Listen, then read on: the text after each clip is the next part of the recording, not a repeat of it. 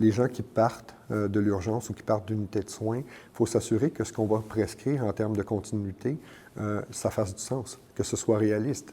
Quand on dit qu'on va donner une prescription, que la personne va avoir à changer des bandages, que la personne va avoir à prendre une médication, il faut vérifier que cette personne-là a effectivement les moyens d'aller chercher sa médication, que cette personne-là a l'environnement pour être capable de faire un changement de bandage ou un changement un soin de plaie de façon adéquate, que cette personne-là puisse se référer à quelqu'un, qu'on puisse lui donner tout de suite un lieu où elle peut s'adresser là, pour être aidée. Puis aussi de voir, toi, quand tu vas sortir de l'hôpital, comment tu vois ça, tu t'en vas où?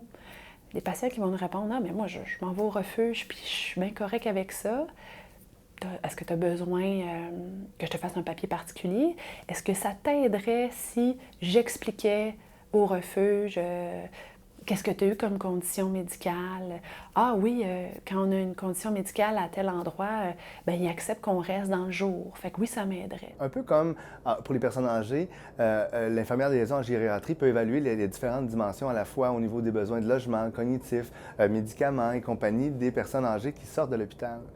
Eh bien, pour les personnes itinérantes, bien, autant de ces domaines-là, sinon plus, doivent être réfléchis et même adressés à l'occasion de la sortie de l'hôpital. Par exemple, les dimensions de logement, les dimensions de toxicomanie, les dimensions de sécurité alimentaire ou financière peuvent être envisagées, et non seulement envisagées, au sens où il faut y reconnaître l'opportunité à la sortie ou au transfert ou aux transitions entre deux périodes de vie pour cette clientèle-là comme une opportunité à faire un changement.